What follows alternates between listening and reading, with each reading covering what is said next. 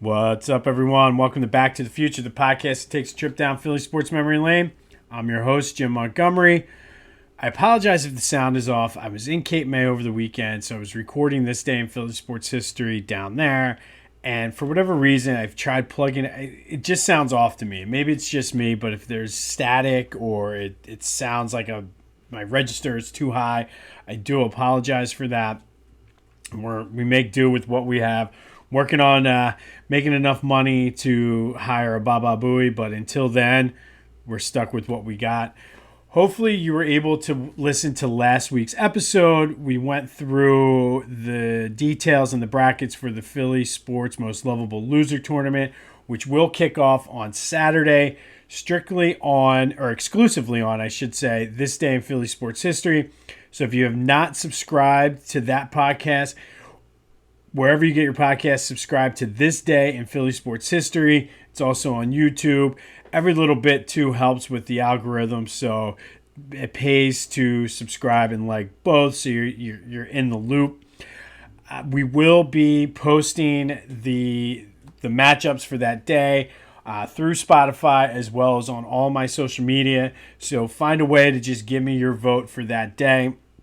And we'll announce the winner of each bracket the following day, culminating with the winner of Philly Sports Most Lovable Loser. We'll announce that on August 1st.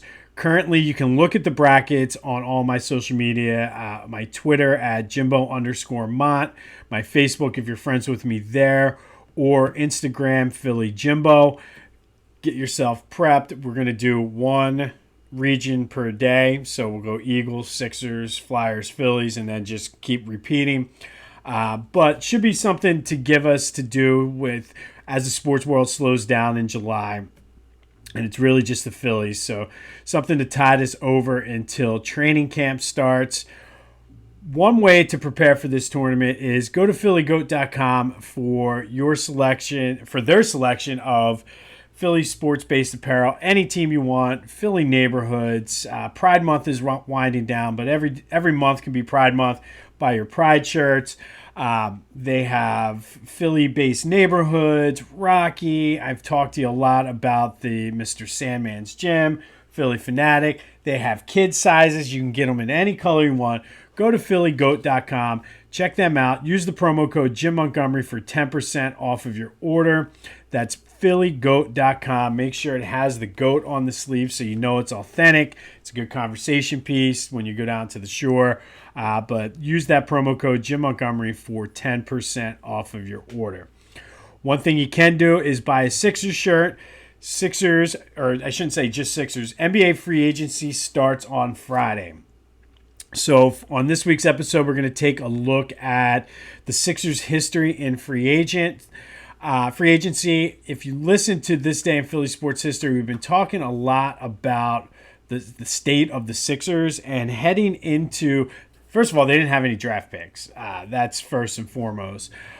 So heading into free agency, there's just a ton of questions. The big thing today, and as you listen to this, there might already have been a decision, but Harden now is mulling over that player option that he immediately said he was going to decline. Now maybe he might come back for 1 year, $35 million.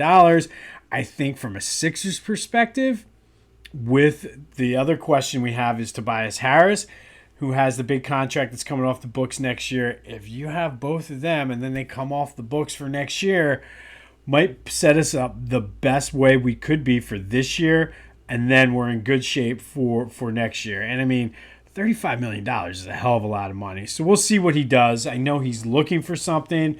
Doesn't necessarily look like he's getting it from Houston.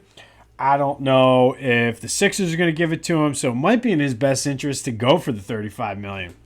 I know for me, let's do it. I mentioned Tobias.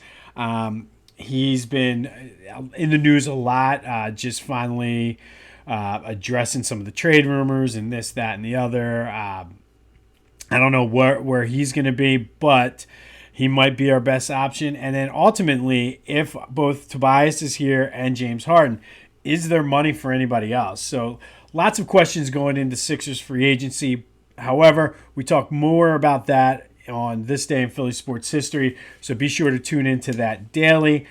Today, though, I want to take a look at the Sixers' history in free agency. And before we do that, with the NBA, the history of free agency is not nearly as complicated as it was for NFL when we did this with the Eagles. Oscar Robertson was the president of the player union, and he fought in the early 70s saying that the way free agency was set up, it violated antitrust laws. Teams had all the power, basically just treating the players as property. And basically the way it was set up, the teams owned the rights to the players unless they were released or traded.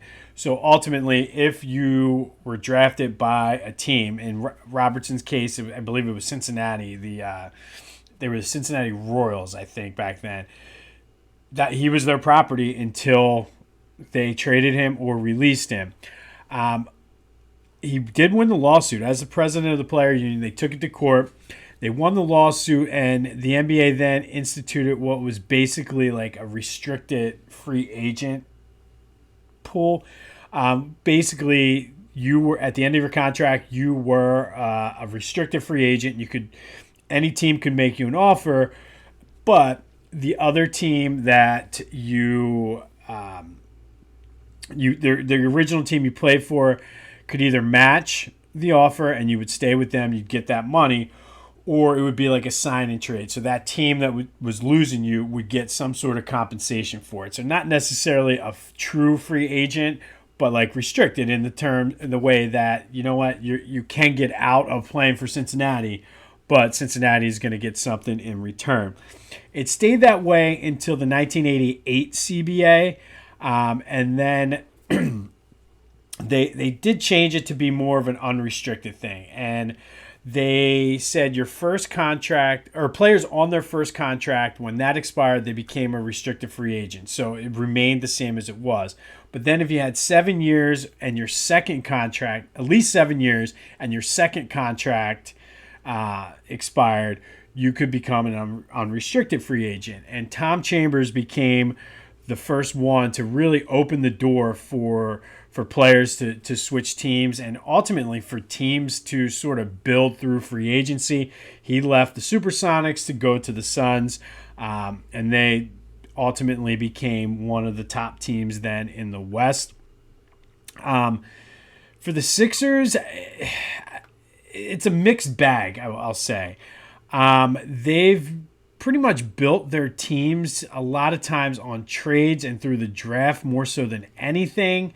I would say probably more through trades because they don't have the greatest history of drafting, even before recent times and the process and everything. I mean, if you think about it, they drafted Barkley, they drafted AI, and Joe.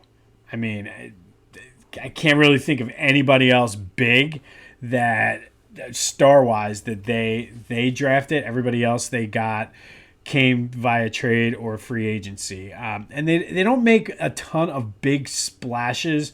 So, and in the NBA, a lot of times you need to have the star and you build around.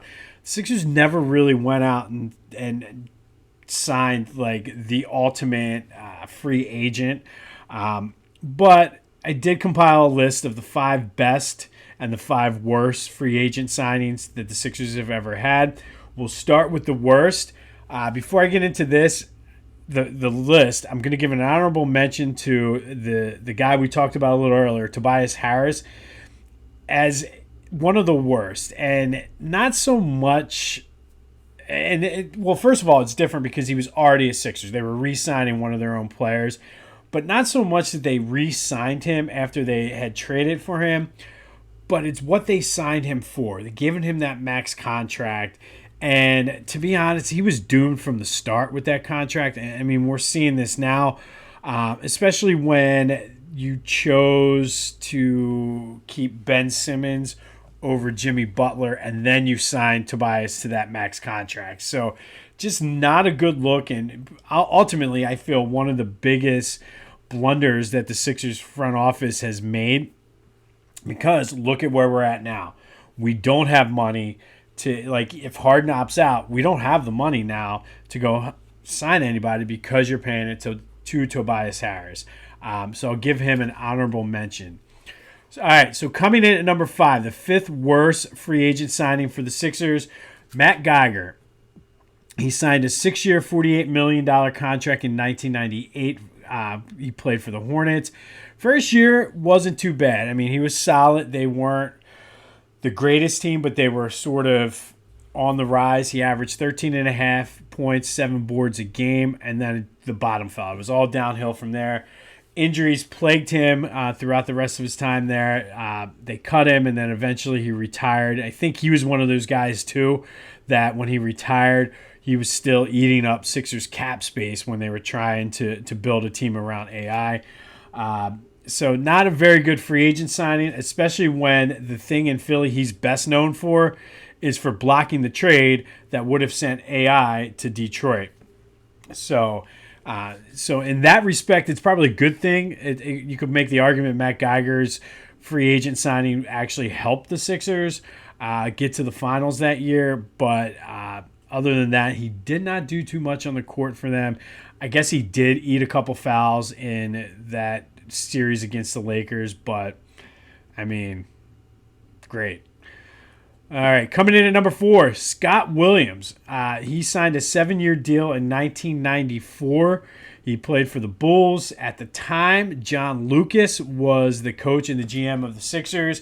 Love Scott Williams. He was like, oh my God, he's a winner. He won the three championships with Michael Jordan. He's a winner. It's going to change the culture of this team. It's going to rub off. But then it didn't. He was injured often in his 5 seasons before he was ultimately traded. And his numbers, I will say, his numbers remain consistent with what they were with the Bulls. He's just nothing more than a role player. So, I mean, he was a solid starter, solid contributor to the team, just not worth the contract at the time they signed him for.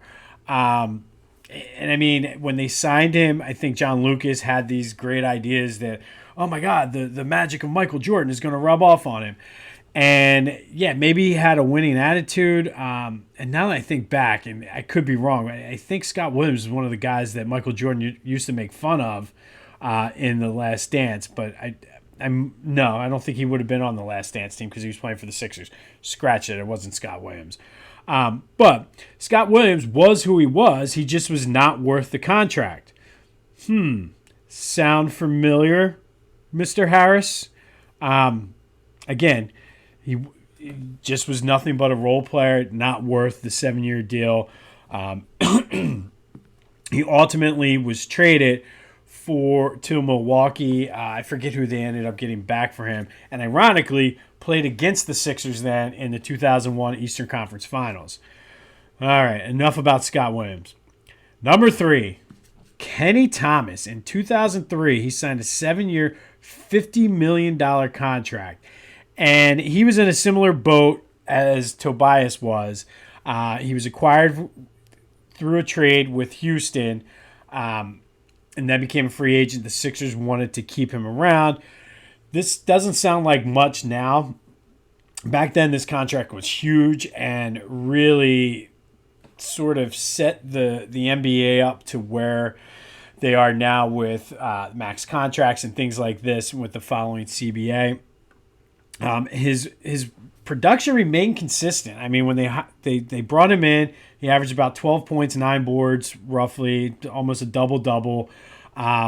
But he was not worth the contract. Like, at the time, a 7-year, $50 million contract is a ridiculous amount. He was who he was. He it's not like you give him the money, all of a sudden he got better. Like you expected him to. He was who he was. The Sixers just overpaid for him. Again, sound like anybody else we know? Like you think you give Toby a max contract, all of a sudden he's going to be a better player? No, he is who he is. You just overpaid for him. And it puts him in an awkward spot because the fans hate him, and it's not his fault. But again, I talked about this with some of the moves when we talked about like the end of the Sixers season and things like that.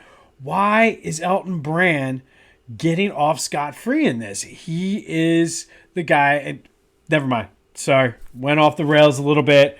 This is about Kenny Thomas, not Tobias Harris. But we just saw two people right there, Scott Williams and Kenny Thomas, who were who they were. Sixers overpaid for him, and he makes this list now as worst free agent signing, just like Tobias. And again, nothing against Tobias. All right. Well, since I'm already in a foul mood, might as well bring up number 2. The number 2 worst free agent signing in Sixers history, none other than Al Horford, signed a 4-year, $109 million contract from the Celtics in 2019. It was a bad move from the start. They overpaid for him.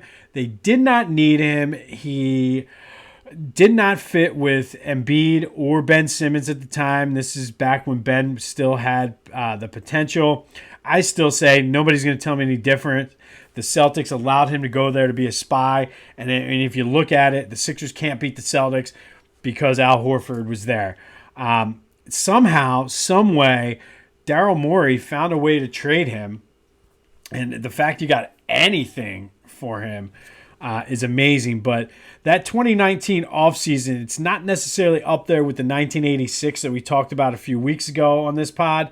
But that 2019 was just a horrible, horrible kind of stretch where you let Jimmy Butler walk, you sign Ben Simmons to the max contract, and then all of a sudden he forgets how to play. You sign Tobias Harris, you sign Al Horford, and then when it's all said and done, you get rid of Brett Brown and bring in Doc Rivers. I don't know. I just you're not going to tell me Danny Ainge didn't send him in there to spy on the Sixers.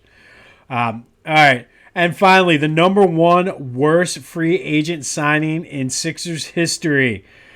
It could have gone Al Horford here, but since Al only played 1 year, I put him at number 2. Number 1, Elton Brand. 2008, signed a 5-year, $82 million contract. Prior to coming to the Sixers, he was a 20-10 guy. He was a 2-time All-Star. Signed with the Sixers and immediately forgot how to play. His time with the Sixers, 13 points per game, 7.5 boards. Finally, they released him after 4 seasons because he was always injured. He did come back at the end of his career to try to play another season. I think he played like 4 games. He's our current general manager. But I pose the question, what is worse? Elton Brand's tenure as general manager or player? Things that make you go, Either way, what the fuck, man? All right, so there you go. Tobias Harris is an honorable mention. Then we have Matt Geiger at 5, Scott Williams at 4, Kenny Thomas at 3, Al Horford at 2, and Elton Brand at 1. Be sure to leave a comment if I missed anybody, or I don't know how I missed anybody. They're all shitty, but all right, let's bring this up a notch a little bit. Time to go to the 5 best. And again, I have to give an honorable mention here to Moses Malone because technically it was a trade.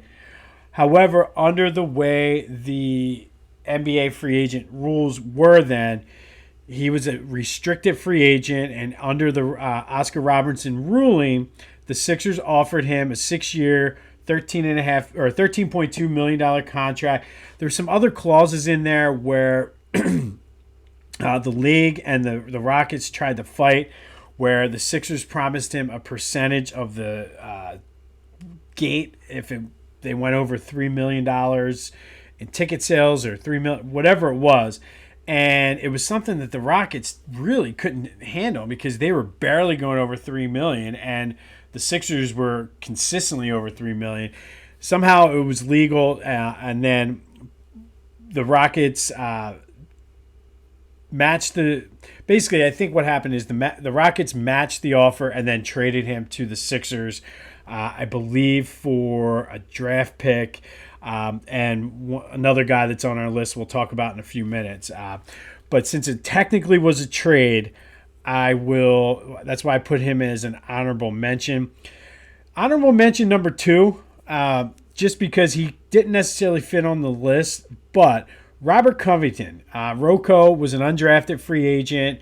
The Rockets released him after he was playing a little bit for their D League or G League team.